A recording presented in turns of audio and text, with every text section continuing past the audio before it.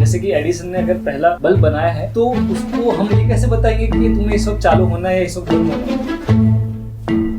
मैं ये जानना चाहूंगा, टेक्नोलॉजी तो खैर मुर्दा चीज है, उसमें कोई जान नहीं है। क्या कभी कंप्यूटर से हम बात करके सीधे वो काम कर रहे हैं? माउस का इन्वेंशन कितना इम्पोर्टेंट था और क्या रोल प्ले करता है? वो कम्युनिकेटिंग डिवाइस है। तो पहले हमने टाइप करना चालू किया, फिर पॉइंट किया, अभी वॉइस कमांड आप कह रहे हैं। तो कभी ऐसा भी होगा कि हम सोचेंगे और कंप्यूटर अपने आप काम करेगा? आप अगर एक सेकंड के लिए भूल जाए, अगर रिमोट नहीं होता तो आप टीवी कैसे ऑपरेट करेंगे? तो every technology is equal, friend और एनिमी बोथ है।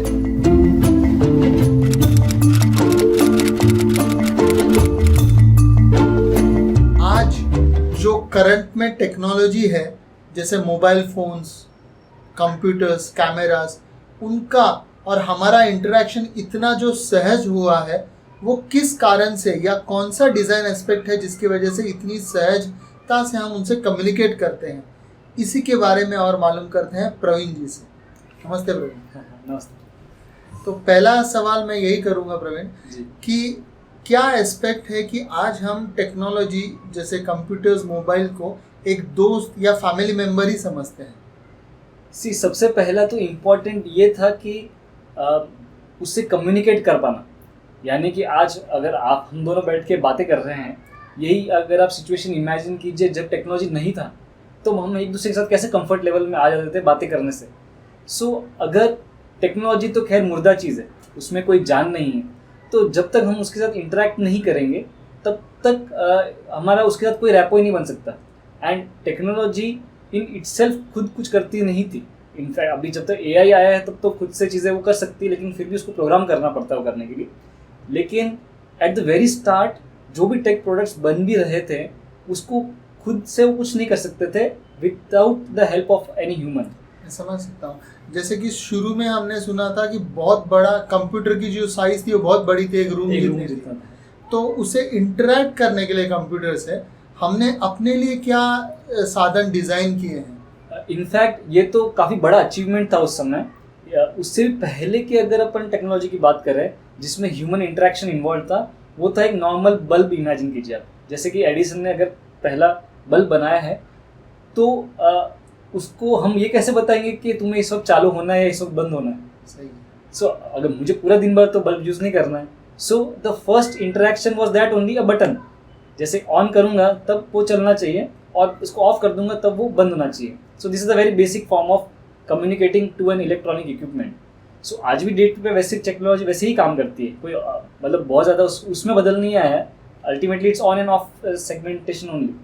आप जो कंप्यूटर की बात कर रहे हैं उसमें तो खैर बहुत सारी चीज़ें हमको डालनी पड़ी थी ताकि हम उससे इंटरेक्ट कर पाए, क्योंकि computer is basically a computing device. कुछ तो वो कैलकुलेट कर सकता है अपने खुद से हमारे इनपुट देने के बाद। ऑब्वियसली बहुत सारे नॉब्स एंड बहुत सारे बटन्स उसमें भी थे, लेकिन वो काफ़ी चीज़ें मैकेनिकल थी उस समय। और आज के डेट में काफ़ी सारी इलेक्ट्रिकल है। हर प्रोसेसर जो है, चाहे रैम यूज़ कर रहे हो, चाहे स्टोरेज यूज़ कर रहे हो, SSDs यूज़ कर रहे हो, हर चीज़ इलेक्ट्रॉनिक बेस्ड है।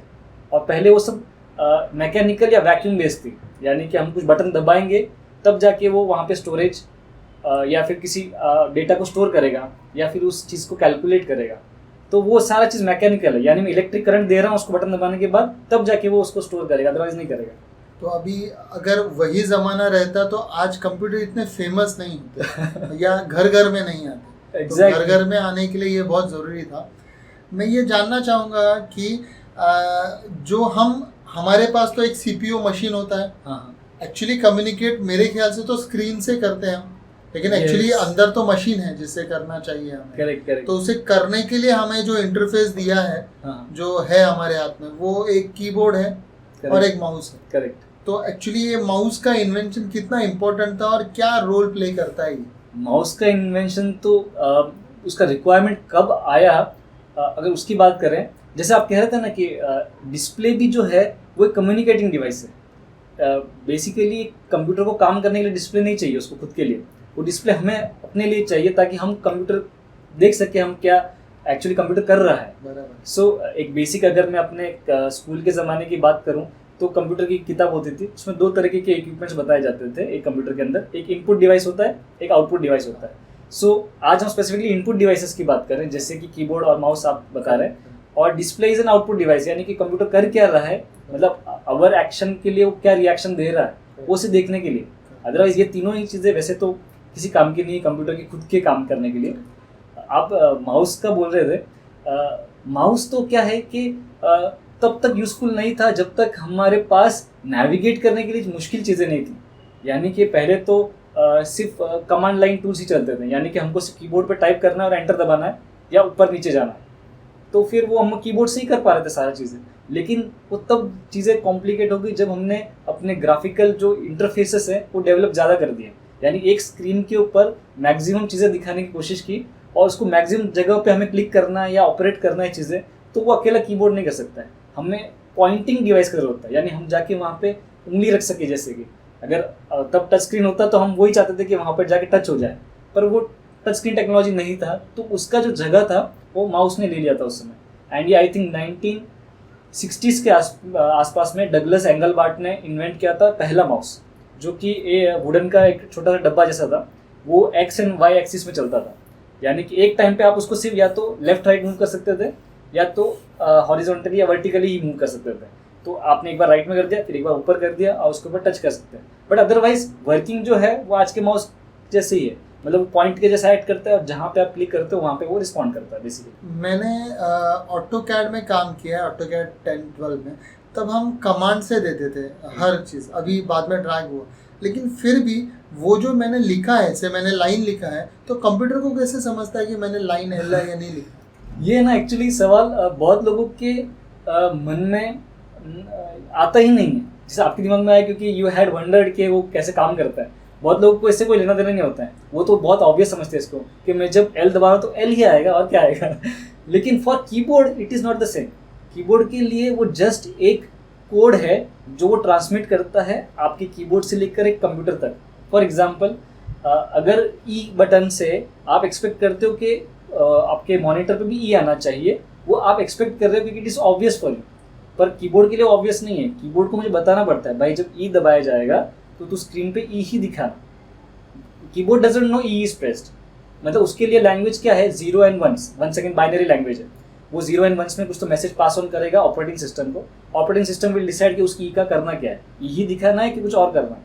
एंड आप जो सवाल बोल रहे हैं कि लाइन आप कमांड दे रहे हैं, तो लाइन ही कैसा आना चाहिए, क्योंकि अगर आप विंडोज़ में यूज़ कर रहे थे उसको, तो LIN दबाने से कुछ भी नहीं होता है, वो स्पेसिफिक टू आपका ऑटोकैड सॉफ्टवेयर ही था।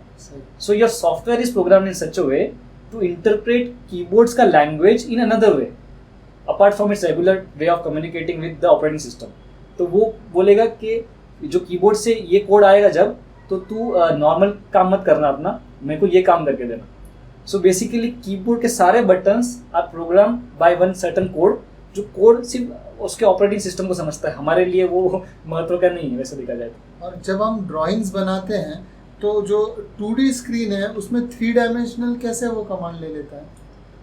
कमांड कैसे ले लेता है, एज इन आप कह रहे हैं कि ड्राइंग बना रहे हम, हाँ। उसको हम 3D में कैसे देख सकते हैं? हाँ। बेसिकली 3D है ही नहीं वो, it is just an illusion sort of thing, क्योंकि आपका डिस्प्ले तो फ्लैट ही है। सो अल्टीमेटली है ही नहीं 3D, उसे आपको दिखा रहा है उस लाइन को टेढ़ा करके कि वो एक्चुअली 3D जा रहा है। जैसे कि अगर अपन स्केच करते हैं कोई 3D ड्राइंग, अपन 3 एक्सिस बना देते हैं उसके, लेकिन अल्टीमेटली है तो वो flat paper he. So it is for display it is same only, it is creating an illusion कि वो 3D ऑब्जेक्ट है, अदरवाइज है वो पूरा स्क्रीन तो सेम ही। सही है। अभी ये इंटरेक्शन का एक तरीका माउस से और आसान हो गया, कीबोर्ड से और आसान हुआ, लेकिन सबसे ज़्यादा इंटरेक्शन आदमी वॉइस से करता है, तो क्या कभी कंप्यूटर से हम बात करके सीधे वो काम कर देगा? यस, वैसे आज भी हम करते ही हैं, जैसे कि एलेक्सा और गूगल असिस्टेंट है, सीरी है, ये सारे जन जो हैं वो वॉइस कमांड लेकर ही चीज़ें कर सकते हैं। पहले ये टेक्नोलॉजी नहीं था, क्योंकि हमारे पास माइक्रोफोन तो बहुत पहले से था। ग्राहम बेल ने जब इन्वेंट किया था फ़ोन, तो उसके अंदर माइक्रोफोन तो था ही, तो लेकिन वो microphone was not utilised in computers in a way कि हम उसको इनपुट करने के लिए, मतलब कीबोर्ड और माउस को रिप्लेस करके हम उसको बात करना सिखाएं, क्योंकि उस समय मशीन लर्निंग एल्गोरिदम भी नहीं था। क्योंकि टेक्नोलॉजी लैंग्वेज जो है, जैसे चैट जीपीटी भी आज है, वो they are basically machine learn, यानी कि हमको उसको बताना पड़ता है कि व्हाट वी आर सेइंग, क्योंकि मैं जो बोल रहा हूँ अभी आपके समझ में आ रहा है क्योंकि आप ये भाषा जानते हैं। कंप्यूटर से ओनली नो 0 and 1 ओनली, तो उसको मैं कैसे बताऊँ हिंदी क्या है इंग्लिश क्या है। So for that to evolve उतना समय लगा है। अदरवाइज जो मैं कह रहा हूँ वो चीज़ें अगर मैं कीबोर्ड और माउस हटा भी दूँ अपने पीसी से, तो जो गूगल है या गूगल असिस्टेंट है या सीरी है वो कंप्यूटर पूरा ऑपरेट कर सकता है। ऐसा नहीं कि नहीं कर सकता, उसको प्रोग्राम अभी तक उसके लिए किया नहीं गया है, बट फ्यूचर में इट इज़ फॉर श्योर कैसा होना ही है। कीबोर्ड माउस कब तक यूज़ करते रहेंगे? जैसे टाइपराइटर हम बहुत समय तक यूज़ नहीं कर पाए, उसका अब उम्र हो गया, वो निकल गया, वैसे कीबोर्ड माउस का भी उम्र होने वाली। तो पहले हमने टाइप करना चालू किया, फिर पॉइंट किया, अभी वॉइस कमांड आप कह रहे जी। हैं, तो कभी ऐसा भी होगा कि हम सोचेंगे और कंप्यूटर अपने आप काम करेगा? यस ऑब्वियसली, मतलब वो भी टेक्नोलॉजी आज के डेट में वैसे तो है ही। इलॉन मस्क का सबसे फेमस प्रोजेक्ट है न्यूरालिंक, लेकिन उससे भी पहले आई थिंक एक कंपनी है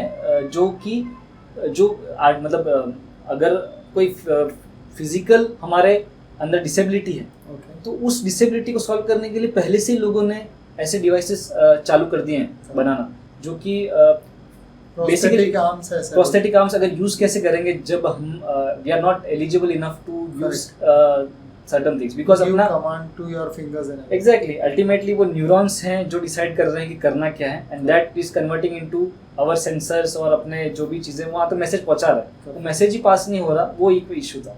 सो इस पूरे स्टडी को BCI कहते हैं, सो ब्रेन कंप्यूटर इंटरेक्शन। सो इससे पहले हम जो देख रहे थे वो ह्यूमन कंप्यूटर इंटरेक्शन था, HCI काइंड ऑफ। तो वो अल्टीमेटली क्या होते जा रहा है कि जितने फिजिकल इनपुट डिवाइसेस थे वो हटते जा रहे हैं, एंड नॉन फिजिकल और नेचुरल जैसे हम कम्युनिकेट कर सकते हैं कंप्यूटर से या किसी भी डिवाइस से, वो आते जा रहा है। तो फ्यूचर में ये होना तो बहुत ही लाजमी है कि हमारे ब्रेन के अंदर ही चिप होगा या फिर हमारे कुछ हेडसेट होगा हमारे पास, वो पहनते ही we can control everything around us which is electronic based. अभी मैं ये सोच रहा था कि हमारा जो भी डिज़ाइन होता है, कोई भी टेक्नोलॉजी, वो होता है कंफर्ट ऑफ ह्यूमन बीइंग देख के। जैसे कि आप माउस, हमारे हाथ का जो कंस्टेंट है उस हिसाब से माउस बना है, उसी हिसाब से फोन्स बने कि हम पकड़ सकें। तो कहीं हम टेक्नोलॉजी को रेस्ट्रिक्ट नहीं कर रहे कि सिर्फ ह्यूमन के फिजियोलॉजी के हिसाब से वो डिज़ाइन की जा रही है, कहीं उसे फ्रीली डिज़ाइन करें तो अगर वो और तरक्की कुछ कर सकें इस टेक्नोलॉजी से। आई बिलीव ऐसे प्रोडक्ट्स इन्वेंट हुए भी थे, जैसे कि हम कीबोर्ड तो हम जानते हैं कि टाइपराइटर से वो यहाँ इवॉल्व हुआ है, करेक्ट, लेकिन टाइपराइटर के ऐसे भी वेरिएंट थे जो ह्यूमन फ्रेंडली नहीं थे, जैसे कि लाइन से टेक्स्ट लिखना। अभी तो हम कैसे टाइप करते हैं, 3 लाइन में डिवाइड होते हैं सारे अल्फ़ाबेट्स, एंड हम उसको सेंटर से सोर्स चालू करते हैं और ऊपर नीचे ऐसे करते जाते हैं। बट ऐसे भी कीबोर्ड टाइपराइटर्स थे जो सीधे थे, यानी कि ABCD लाइन से, ABCD नहीं था एग्जैक्टली, वो के ऐसे अजीब से लाइन से उसको न्यूमरोलॉजी दे दिया था। आपको जाना है हर एक पे और दबाना है उसको, और वापस जाएंगे, रिटर्न जाएंगे, दूसरे पे दबाना है, तो हर एक जाके आपको एक एक प्रेस करेंगे तब जाके वो टाइप होता था। But obviously that didn't come till here because it was not human friendly, correct, because we are inventing something then we will for us only, correct. Yes Praveen, अभी रोज के जिंदगी में जैसे टच वॉच है या टेलीविजन है, तो और बाकी क्या चीज़ें हैं, जैसे आपने इंटरफेस समझाया हमें माउस का और इसका, और क्या चीज़ें हैं जिससे हम यूज़ करते हैं टेक्नोलॉजी से इंटरेक्ट करने के लिए? आई थिंक सबसे बेसिक तो मोबाइल से भी पहले टीवीज़ हुआ करते थे, एंड टीवीज़ का जो रिमोट है basically it is an input system only. आप अगर एक सेकंड के लिए भूल जाए, अगर रिमोट नहीं होता तो आप टीवी कैसे ऑपरेट करते थे? बटन से, एग्जैक्टली। लेकिन बटन भी इस टाइप ऑफ इंटरफेस ओनली, मतलब अगर मैं बटन अगर नहीं होता तो हाउ द टीवी का ऑपरेटिंग सिस्टम वुड अंडरस्टैंड कि मुझे क्या चाहिए तुझसे। सो अल्टीमेटली जितना इम्पोर्टेंट टीवी का स्क्रीन मैन्युफैक्चर करना था, उतना ही इम्पोर्टेंट द इंटरफेसेस वर कि हम उसको कैसे यूज़ कर सकते हैं। इनफैक्ट इतना बेसिक एग्जांपल भी अगर मैं आपको दूं कि आपका जो फैन है उसको आप रेगुलेटर से ऑपरेट करते हैं, करेक्ट, कितना आपको स्पीड चाहिए फैन का। अगर रेगुलेटर ना हो तो हम उसको बता नहीं सकते कि तुम्हें एक्चुअली क्या स्पीड से चलना है। इनफैक्ट अगर उसको सिर्फ बंद चालू भी करना है तो भी वो ह्यूमन इंटरफेस डिज़ाइन ही है, क्योंकि हमें उसको बताना है कि इस वक्त चलना है कम से कम, या इस वक्त रुक जाना है, पूरे टाइम नहीं चला सकते हैं उसे, तो ये भी इंटरफेस डिज़ाइन ही है। So the product itself is useless unless and until it is मतलब added an interface to communicate with. हम डायरेक्टली फैन को बोल नहीं सकते भाई चल रहा तो हमें बताना पड़ेगा कि भाई हाँ ये बटन दबाऊं तो शायद चल जाए। तो प्रवीण, मैं आखिरी सवाल आपको ये पूछना चाहूँगा कि इंटरफेस जो टेक्नोलॉजी के साथ आपने डिज़ाइन के बारे में बात की, इसमें क्या पॉइंट्स ध्यान में रखना पड़ेगा किसी भी डिज़ाइनर को? डिज़ाइन कोई भी नई टेक्नोलॉजी या कुछ भी करते समय तो उन्हें क्या एग्जैक्टली ध्यान में रखना पड़ेगा? यस, ये इनफैक्ट काफ़ी जो नॉर्मल यूजर्स हैं उनके लिए जानना बहुत ही ज़्यादा ज़रूरी है।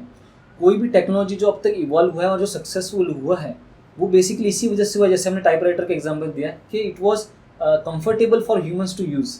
सो ergonomics of humans and anthropometry of humans is very important अगर वो फिजिकल प्रोडक्ट है तो।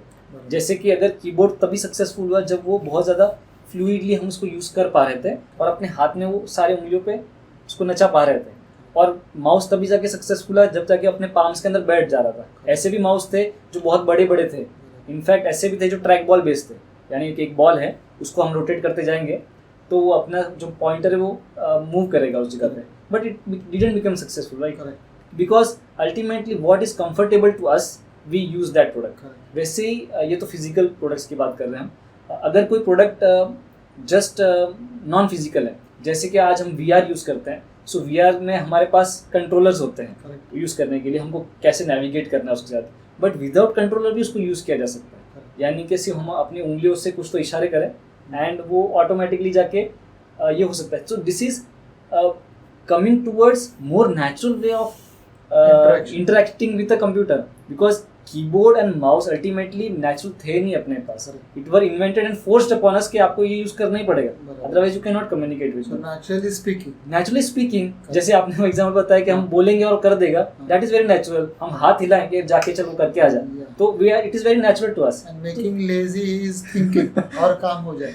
Yes obviously. एंड और जो दूसरा टेक्नोलॉजी जो आप बोल रहे हैं किसी सोच के ही काम हो जाए, वो तो और भी ज्यादा नेचुरल है, क्योंकि हम सोचते पहले हैं बाद में हाथ हिलाते हैं। सो जितना हम और भी नेचुरल फ्रेंडली होते जाएंगे उतना ही ज़्यादा कम्युनिकेट करना विद कंप्यूटर और भी आसान होता जाएगा। तो इसका मतलब और आलसी होते जाएंगे, लेटे लेटे सारे काम कंप्यूटर्स कर लेंगे।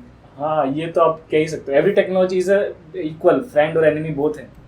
तो फ्रेंड्स, आपने देखा कि किस तरीके से ह्यूमन इंटरेक्शन इम्पॉर्टेंट है हर टेक्नोलॉजी पार्ट को डिज़ाइन करने के लिए, चाहे वो फिजिकल हो, फिजिकल जैसे कि फ़ोन्स हैं, आपके टीवीज़ हैं या कंप्यूटर्स हैं, या कितना इम्पोर्टेंट है जो पार्ट टेक्नोलॉजी से इंटरेक्ट करके देता है जैसे माउस और कीबोर्ड।